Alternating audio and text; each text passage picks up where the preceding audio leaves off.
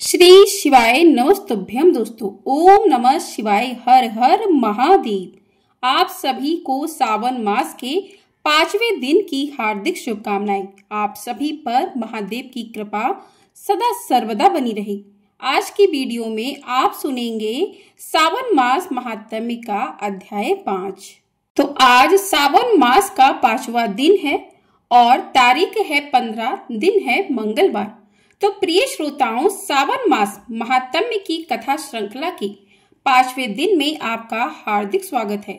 आज मंगलवार का दिन विशेष रूप से बजरंग बली हनुमान जी को ही समर्पित होता है, जो कि भगवान शिव के ही रुद्रावतार हैं।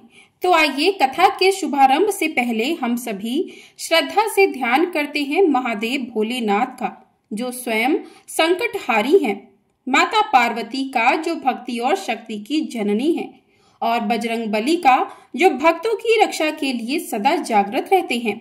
हे महादेव शंभु, हमारे भीतर से अज्ञान, अभिमान और अविश्वास का नाश करें। माँ पार्वती, हमें ऐसी भक्ति दें जो अचल हो, ऐसी श्रद्धा दें जो निष्कलंक हो। हे अंजनी पुत्र हनुमान, हमारे जीवन से भय, बाधा और रोग का अंत करें। आप जैसा पराक्रम, सेवा और निष्ठा हमें भी प्राप्त हो। सावन मास का यह 5वां दिन जब मंगलवार के साथ आता है, विशेष रूप से शिव भक्ति और हनुमान उपासना का दिव्य अवसर होता है।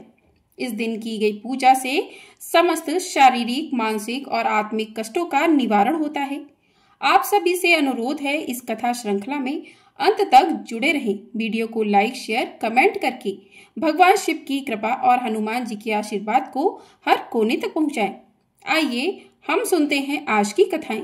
आइए अब श्रद्धा और भक्ति भाव से सुनते हैं पावन मंगलवार व्रत कथा, जो जीवन में सुख, शांति और शक्ति का संचार करती है।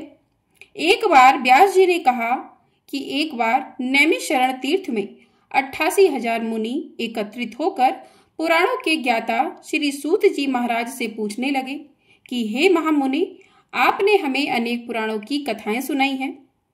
आप कृपया करके हमें ऐसा व्रत और कथा बताइए जिसके करने से संतान की प्राप्ति हो, मनुष्यों को रोग, शोक, अग्नि, सर्व दुख आदि का भय दूर हो, क्योंकि कलयुग में तो सभी जीवों की आयु बहुत कम है।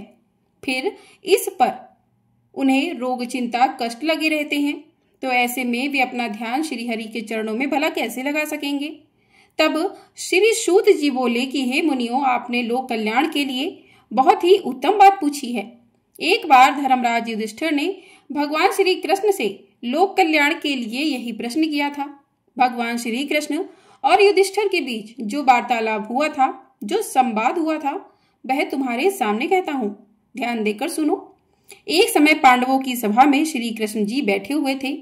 तब युधिष्ठिर महाराज ने भगवान श्री कृष्ण से प्रश्न किया था कि हे गोविंद, हे माधव, आपने मुझे अनेकों कथाएं सुनाई हैं।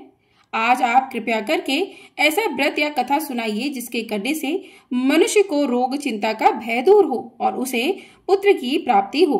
हे प्रभु, बिना पुत्र के जीवन व्यर्थ है। पुत्र के बिना मनुष्य नरकगामी होता है। पुत्र के बिना मनुष्य पितृ ऋण से छुटकारा नहीं पा सकता और न ही उसका पुण्यग नामक नरक से उद्धार हो सकता है। इसलिए पुत्रदायक व्रत बतलाइए। तब भगवान श्री कृष्ण इस प्रकार बोले कि हे राजन, मैं एक प्राचीन इतिहास सुनाता हूँ, आप उसे ध्यान पूर्वक सुनो। कुंडलपुर नामक एक नगर था, उसमें नंदा नामक एक ब्राह्मण रहा करता था। भगवान की कृपा से उसके पास सब कुछ था, फिर भी वह बहुत दुखी था। इसका कारण यह था कि ब्राह्मण की पत्नी सुनंदा की कोई संतान नहीं थी। सुनंदा पतिव्रता थी, भक्ति पूर्वक श्री हनुमान जी की आराधना किया करती थी। मंगलवार के दिन व्रत करके अंत में भोजन बनाकर हनुमान जी को भोग लगाने के बाद स्वयं भोजन करती थी। एक बार मंगलवार के दिन वह ब्राह्मणी घर के काम की अधिकता के कारण हनुमान जी को भोग न लगा सकी, तो उसे इस बात पर बहुत दुख हुआ। उसने कुछ भी नहीं खाया और मन में प्रतिज्ञा की कि अब तो अगले मंगलवार को ही हनुमान जी को भोग लगाकर मैं अन्न जल ग्रहण करूंगी। ब्राह्मणी सुनंदा प्रतिदिन भोजन बनाती, श्रद्धा पूर्वक पति को खिलाती, किंतु खुद भोजन नहीं करती और मन ही मन श्री हनुमान जी की आराधना किया करती थी। इसी प्रकार 6 दिन गुजर गए और ब्राह्मणी सुनंदा अपने निश्चय के अनुसार भूखी प्यासी निराहार रही। अगले मंगलवार को ब्राह्मणी सुनंदा प्रातःकाल ही मूर्छित होकर गिर पड़ी। ब्राह्मणी सुनंदा की इस असीम भक्ति के प्रभाव से बजरंगबली हनुमान जी बहुत प्रसन्न हुए और प्रकट होकर बोले, सुनंदा, मैं तेरी भक्ति से बहुत प्रसन्न हूँ, तू उठ और कोई वर मांग।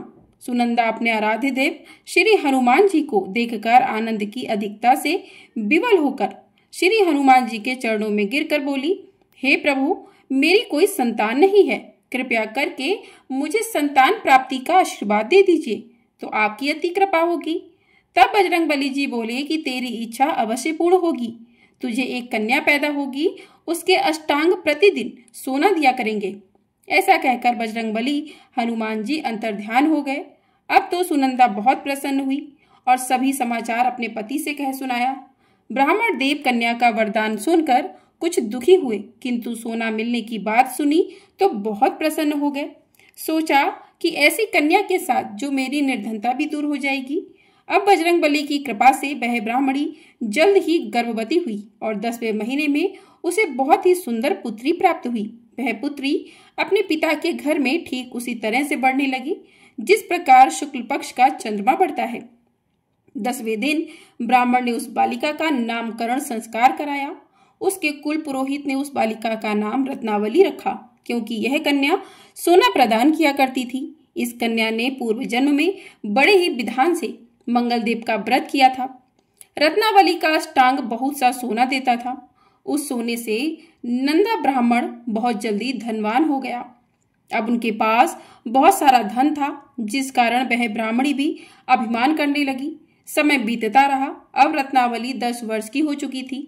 एक दिन जब नंदा ब्राह्मण बहुत प्रसन्न था, तब सुनंदा ने अपने पति से कहा कि मेरी पुत्री रत्नावली विवाह के योग्य हो गई है, अतः आप कोई सुंदर और योग्य वर देखकर इसका विवाह करा दीजिए। यह सुनकर ब्राह्मण बोला, अभी तो रत्नावली बहुत छोटी है। तब ब्राह्मणी बोली, शास्त्रों की आज्ञा है कि कन्या 8 वर्ष में गौरी, 9 वर्ष में रहड़ी, 10वें वर्ष में कन्या, इसके बाद रजस्वला हो जाती है। गौरी के दान से पाताल लोक की प्राप्ति होती है, रोहिणी के दान से बैकुंठ लोक की प्राप्ति होती है, कन्या के दान से इंद्रलोक में सुखों की प्राप्ति होती है। अगर हे पति देव रजस्वला का दान किया जाता है तो घोर नरक की प्राप्ति होती है। इस पर वह ब्राह्मण बोला कि अभी तो रत्नावली मात्र 10 वर्ष की ही है और मैंने तो 16-16 साल की कन्याओं के विवाह कराए हैं, अभी जल्दी क्या है। तब ब्राह्मणी सुनंदा कहने लगी, लगता है आपको बहुत अधिक लोभ हो गया है। शास्त्रों में कहा गया है कि माता पिता और बड़ा भाई रजस्वला कन्या को देखते हैं तो वह अवश्य ही नरकगामी होते हैं। तब ब्राह्मण बोला, अच्छी बात है, कल मैं अवश्य ही योग्य वर की तलाश में अपना दूध भेजूंगा। दूसरे दिन ब्राह्मण ने अपने दूध को बुलाया और आज्ञा दी कि जैसी सुंदर मेरी कन्या है वैसा ही सुंदर वर उसके लिए तलाश करो। अब वह दूत अपने स्वामी की आज्ञा पाकर निकल पड़ा। पंपई नगर में उसने एक सुंदर लड़के को देखा। यह बालक एक ब्राह्मण परिवार का बहुत गुणवान पुत्र था। इसका नाम था सोमेश्वर। दूत ने इस सुंदर और गुणवान ब्राह्मण पुत्र के बारे में अपने स्वामी को पूरा परिचय दिया।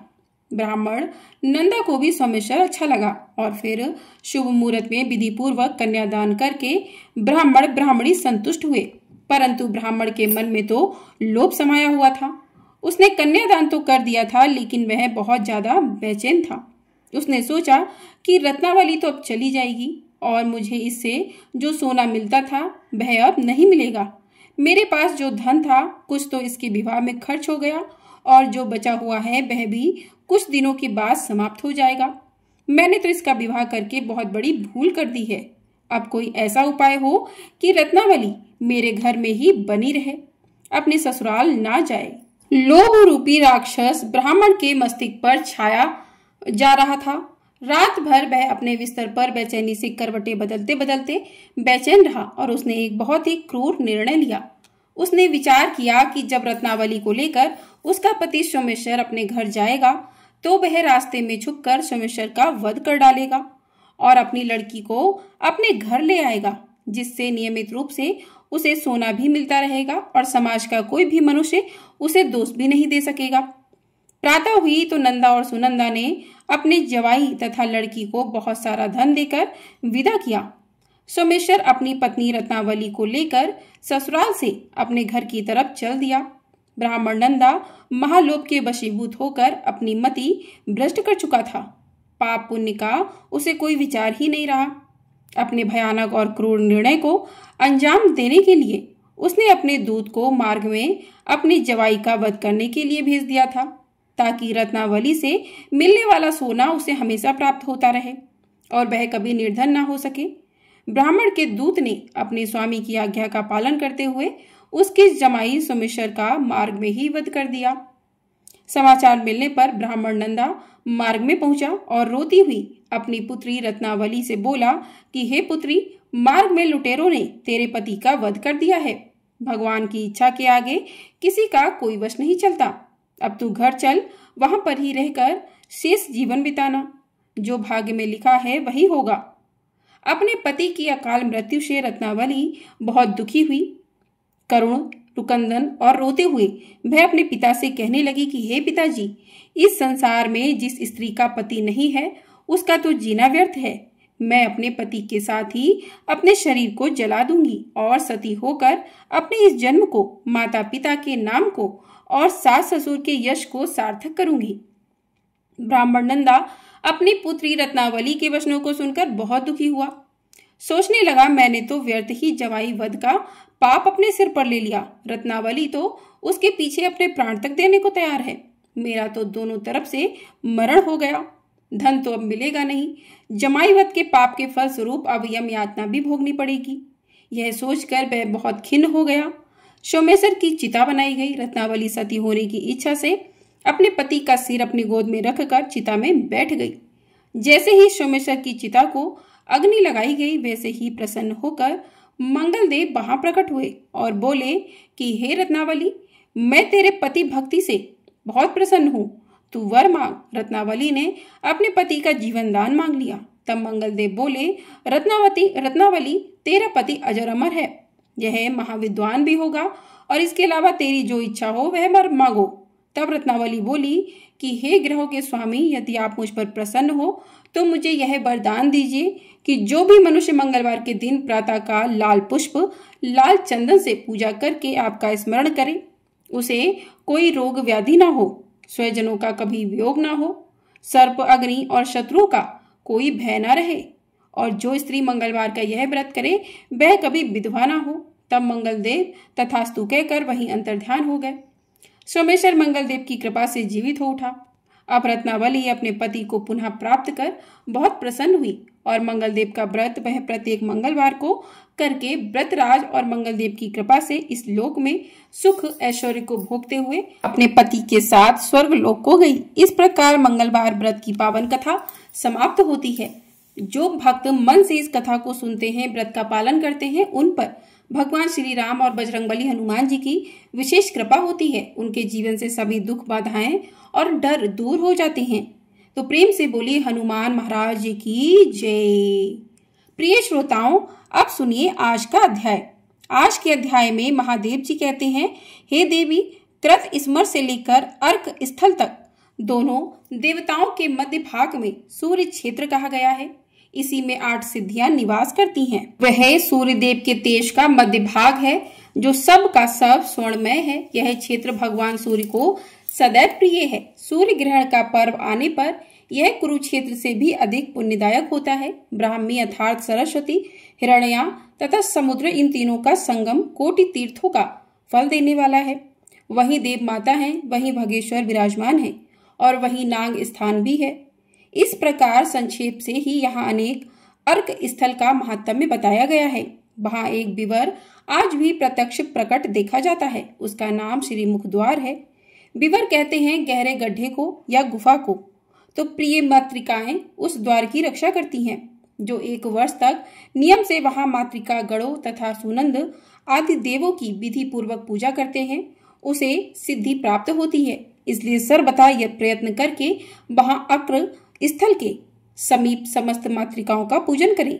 यह मातृकाएं प्रवास क्षेत्र में सुनंदागढ़ के नाम से विख्यात हैं। देवी जो निष्काम भाव से भगवान सूर्य की पूजा करता है, वह इस क्षेत्र के महात्म्य से तथा अक्र सूर्य के प्रभाव से निश्चय ही मोक्ष को प्राप्त हो जाता है। दूसरे स्थानों में 1 करोड़ ब्राह्मणों को भोजन कराने से जो फल मिलता है वही अक्र स्थल से में 1 ब्राह्मण को भोजन कराने से मिल जाता है। सूर्य ग्रहण में जो स्नान, दान, जप और होम किया जाता है वह सब यहाँ अक्र स्थल के प्रभाव से कोटि गुना हो जाता है।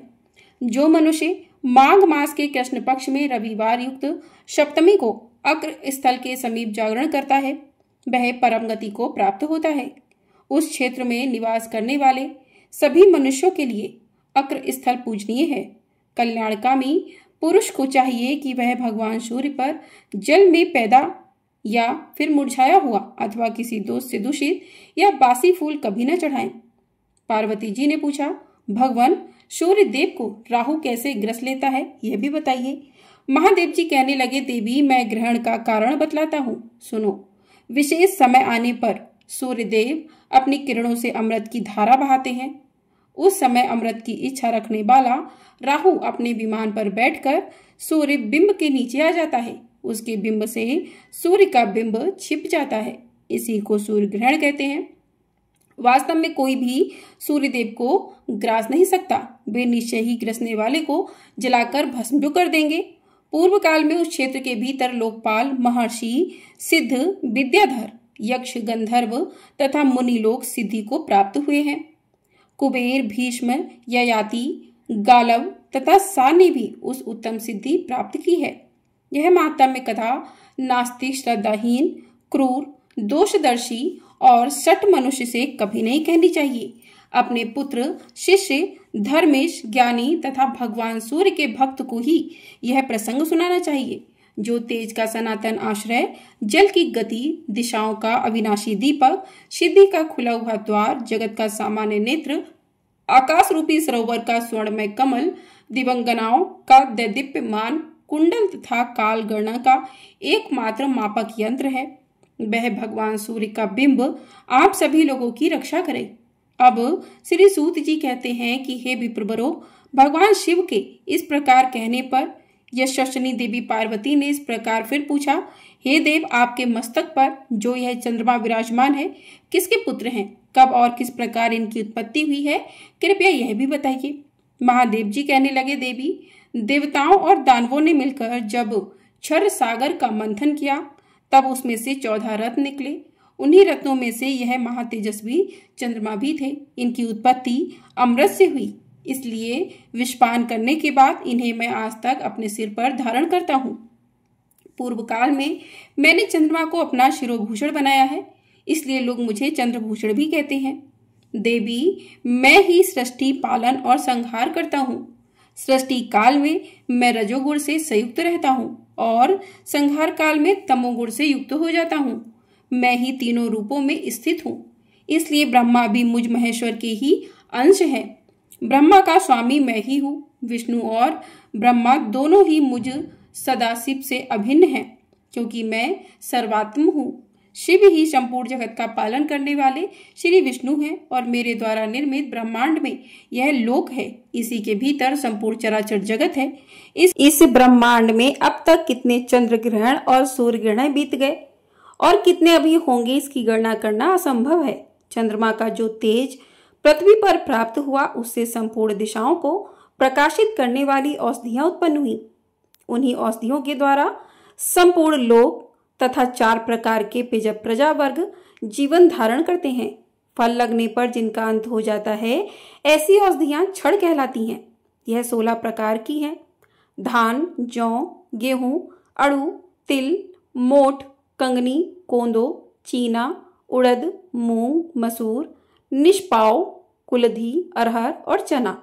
यह 16 प्रकार के क्षण हैं। यह ग्रामीण औषधियों की जातियां बताई गई हैं। ग्राम और वन में उत्पन्न होने वाली 14 प्रकार की औषधियां यज्ञ के काम आती हैं।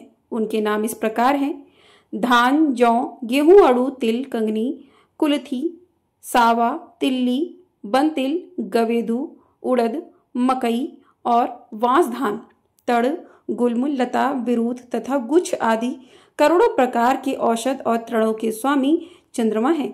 वे ही संपूर्ण जगत को धारण करते हैं। भगवान सोम जगत का हित करने की इच्छा से सबको धारण करते हैं। इसलिए ब्रह्मा जी ने उन्हें बीज, औषधि, ब्रह्मांड और मंत्रों का राज्य प्रदान किया है। राजा के पद पर अभिषिक्त होकर महातेजस्वी सोम ने अपने प्रकाश से ही तीनों लोकों को पुष्ट भी किया है। महादेव जी कहते हैं, देवी, प्राचीन काल में ब्रह्मा जी से दक्ष नामक पुत्र हुआ।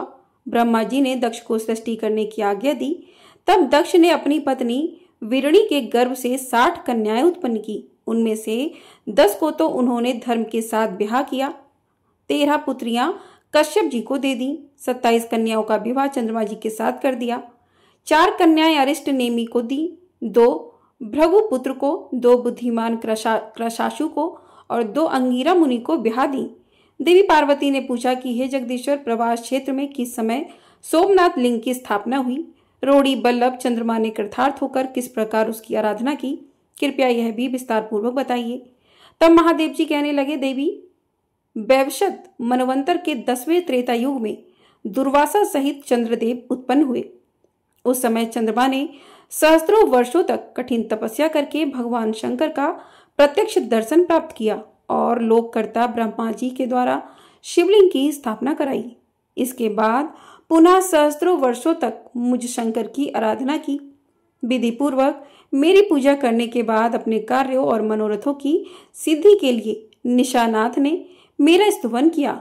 चंद्रमा इस प्रकार बोले कि शिव जी के समान दूसरा कोई देवता नहीं है। रणभूमि में शिव जी के समान कोई रक्षक नहीं है। संसार में शिव जी के समान शरणागत वत्सल नहीं है और शिव जी के समान दूसरी कोई गति नहीं है। साख्यवादी जिन्हें प्रधान और पुरुष कहते हैं, योगी जिनका परम प्रधान और परम पुरुष रूप से चिंतन करते हैं, उनमें स्वरूप सदाशिव को नमस्कार है। विद्वान पुरुष जिन्हें देवता, असुर और मनुष्यों की सृष्टि तथा संहार का कारण मानते हैं, उन सर्वात्मा को नमस्कार है। जो अविनाशी, अनादि, अनंत, नित्य, सनातन, ध्रुव, कलातीत और परम ब्रह्म स्वरूप हैं, उन योग्यतमा शिव को नमस्कार है। जो आदिदेव महेश्वर पवित्र वस्तुओं में सबसे अधिक पवित्र हैं तथा दर्शन मात्र से ही पवित्र कर देते हैं, उन तीर्थों शिव को नमस्कार है। जिनसे सबकी उत्पत्ति होती है, जिनमें सबका लय होता है और जो संपूर्ण जगत का पालन करते हैं, उन सर्वात्मा को नमस्कार है। हे देवी पार्वती, इस प्रकार जब चंद्रमा ने दिन रात मेरी स्तुति की, तब मैंने प्रसन्न होकर कहा, वत्स, मैं तुम्हारे स्रोत से पूर्णतः संतुष्ट हूं। अब तुम अपनी इच्छा के अनुसार कोई वर मांगो। तब चंद्रमा ने कहा, प्रभु, आप इस शिवलिंग में सदैव निवास कीजिए। जो लोग अत्यंत भक्ति पूर्वक यहाँ आपका दर्शन करें, उन्हें आपकी कृपा से उत्तम सिद्धि की प्राप्ति हो। तब हे पार्वती, मैंने कहा, चंद्रदेव, इस लिंग में मेरा निवास तो पहले से ही है। अब तुम्हारी निरंतर भक्ति के कारण मैं इसमें विशेष रूप से उमा सहित निवास करूंगा। इस क्षेत्र में मेरे प्रसाद से तुमने अपनी प्रभा प्राप्त की है, इस कारण इनका नाम प्रभास होगा। सोम, तुमने मेरे इस शुभलिंग की प्रतिष्ठा की है, इसलिए यहाँ मेरा नाम सोमनाथ प्रसिद्ध होगा। जो मनुष्य मेरी भक्ति में तत्पर होकर यहाँ मेरा दर्शन करेंगे, उन्हें मेरे प्रभाव से रोग, दरिद्रता, दुर्गति तथा इष्टजनों का वियोग नहीं होगा। मेरे दर्शन मात्र की इच्छा रखने वाले जो लोग भक्ति भाव से यहाँ की यात्रा करेंगे, उन्हें पग पग पर अश्वमेध यज्ञ का फल प्राप्त होगा। निशा कर एक पुरुष तो जीवन भर ब्रह्मचारी रहे और दूसरा एक बार यहाँ मेरा दर्शन करे, उन दोनों के लिए एक समान ही फल बतलाया गया है। एक मनुष्य ब्राह्मण को सभी प्रकार के दान देता है और दूसरा यहाँ आकर मेरा दर्शन करता है, उन लोगों के लिए ही समान फल बताया गया है। सोमवार को चंद्र ग्रहण प्राप्त होने पर जो भक्ति पूर्वक मेरा दर्शन करता है, उसे पूर्वोक्त सभी पुण्य कर्मों का फल प्राप्त हो जाता है। सरस्वती, समुद्र, सोमवार, सोम ग्रहण और सोमनाथ जी का दर्शन, इन 5 संकारों का योग्य अत्यंत दुर्लभ है। 4 मास तक विधि पूर्वक शिव जी की पूजा करने से जो पुण्य मिलता है, वही कार्तिक की पूर्णिमा में पूजन करने पर यहाँ एक ही दिन में प्राप्त हो जाता है। वही पुण्य चैत्र की पूर्णिमा को 2 गुना बताया गया है। फाल्गुन और आषाढ़ की पूर्णिमा के दिन दर्शन पूजन का भी यही पुण्य होता है। जो मनुष्य जीवन पर्यंत प्रति माघ मास में श्रेष्ठ ब्राह्मणों को भोजन कराता है और जो एक बार इस शिवलिंग का दर्शन करता है, उन दोनों को एक समान ही फल मिलता है। इसमें कोई संशय नहीं है। नांग, केसर, चंपा, श्वेत कमल और धतूरे के फूल शिव जी की पूजा के लिए उत्तम माने गए हैं। केतकी, अति मुक्त अर्थार्थ मरु, कुंद, जूही, सिरस, शाल और जामुन के फूलों को शिव जी की पूजा में त्याग देना चाहिए। इनका प्रयोग नहीं करना चाहिए। धतूरे और कदम्ब के फूल रात में शिव जी के ऊपर चढ़ाने चाहिए। शेष जो फूल बताए गए हैं उनका उपयोग दिन को करना चाहिए। मल्लिका अर्थात बेला का फूल दिन और रात दोनों में चढ़ाना चाहिए। जिसमें कीड़े और केश आदि पड़ गए हों और रात के तोड़े हुए होने से बासी हो गए हों, जो अपने आप टूट कर गिरे हों या फिर कुचले गए हों, ऐसे फूलों को भी त्याग देना चाहिए। तुलसी, कमल, गांधार, दवना से सोमनाथ की सदा पूजा करें। ऐसा करने वाला मनुष्य यहाँ की यात्रा का पूरा फल प्राप्त कर लेता है और स्वर्गलोक में प्रतिष्ठित होता है। ऐसा कहकर सोमेश्वर शिव वहीं अंतर ध्यान हो गए। फिर चंद्रमा को यक्षमा रोग से मुक्ति मिल गई। उन्होंने विश्वकर्मा जी को बुलाकर सोमनाथ के लिए एक मंदिर बनवाया जो शुद्ध स्फटिक तथा गाय के दूध के समान उज्जवल था। उसके चारों ओर अन्य 14 मंदिर बनवाए गए। ब्रह्म आदि समीवर्ती देवताओं के लिए भी 10 मंदिर निर्माण किए गए। वैवशत मनवंतर के 10वें त्रेता में मंडप बनवाकर विधि पूर्वक सोमेश्वर शिव की प्रतिष्ठा करके दीनों और अनाथों के लिए सैकड़ों और हजारों बापपी, कूप, तड़ाग और गृह आदि बनवाए गए। सब कुछ बनवाकर अलग अलग ब्राह्मणों को विधि पूर्वक दान दिया गया। सोमेश्वर के समीप नगर बसाकर चंद्रमा ने ब्राह्मणों का पूजन किया और कहा कि ब्रह्मा जी की कृपा से मैं यद्यपि आप सभी लोगों का राजा हूं, फिर भी विनय और भक्ति से ही कुछ निवेदन करता हूं। धन, स्वर्ण, रत्न, धान, जौ आदि अन्न, गाय, भैंस आदि पशु, तरह तरह के वस्त्र, केला और नारियल के फल, पान और सुपारी तथा मनोहर उद्यान आप सभी लोगों के लिए सब ओर उपस्थित हैं। जम्बूद्वीप के सब मनुष्य आपके अधीन होकर आपकी आज्ञा का पालन करेंगे। ब्राह्मण, क्षत्रिय, वैश्य, शूद्र तथा वर्ण संकर लोग भी आपको अपना गुरु मानकर तीर्थ यात्रा करेंगे। विप्रवरों, आप लोग यहाँ रहकर पवित्र उपचारों से मेरे द्वारा स्थापित सोमनाथ जी की सब समय पूजा करो। आप लोग स्मृतियों के सदाचार का पालन करने में कुशल हैं। यहाँ रहकर इसके सबके व्यवहारों को देखिए और स्वयं भी श्रुति, स्मृति और पुराणों में प्रतिपादित धर्मों का आचरण कीजिए। यह सुनकर उन ब्राह्मणों ने कहा कि हे चंद्रदेव, आप हम ब्राह्मणों के राजा हैं। आपने हमें सर्वथा उत्तम उपदेश दिया है। हम आपकी सभी आज्ञा का पालन करेंगे। किंतु जो लोग किसी के द्वारा नियुक्त होकर वेतन लेकर पूजा करते हैं या शिव निर्माल्य का सेवन करते हैं, वे पापी हो जाते हैं। इसलिए ऐसा करने पर हम भी पापी हो सकते हैं। यह पातित्य श्रुतियों और स्मृतियों द्वारा निंदित है। श्रुति और स्मृति दोनों ही शिव जी की आज्ञाएं हैं। इसलिए ऐसा कौन मूर्ख होगा जो प्राणों के कंठ तक आ जाने पर भी शिव जी की आज्ञाओं का उल्लंघन करेगा। अष्टमूर्ति शिव की एक मूर्ति अग्निदेव है। वे ही देवताओं के मुख हैं। हम अग्नि में यज्ञ कराते हुए सत्व स्वरूप से संपूर्ण जगत को तृप्त करते हैं। यह जगत भगवान शिव का रूप है। जगत में परस्पर भेद होते हुए भी यह जगदेश्वर शिव से अभिन्न है। अग्नि में विधि पूर्वक दी हुई आहुति सूर्यदेव को प्राप्त होती है। सूर्यदेव से वर्षा होती है, वर्षा से अन्न होता है और अन्न से प्रजा अपना जीवन धारण करती है। हम तो सदा श्रुति, स्मृति और पुराणों के अभ्यास में संलग्न रहने वाले हैं। उसके अर्थ का विचार करने में ही तत्पर रहते हैं और उनके बताए हुए सभी सत्कर्मों का पालन करते हैं। इसलिए हमें शिवलिंग पूजन के लिए बहुत कम अवसर मिल पाता है। फिर भी हम रुद्र का जप और पंच महायज्ञों का अनुष्ठान करते हुए ही यथा समय और यथावकाश सोमेश्वर लिंग का भी पूजन करते रहेंगे। जय भोलेनाथ। आज का महात्म्य यहीं पर समाप्त हुआ। इसके आगे का वृत्तांत आप सभी अगले अध्याय में सुनिएगा।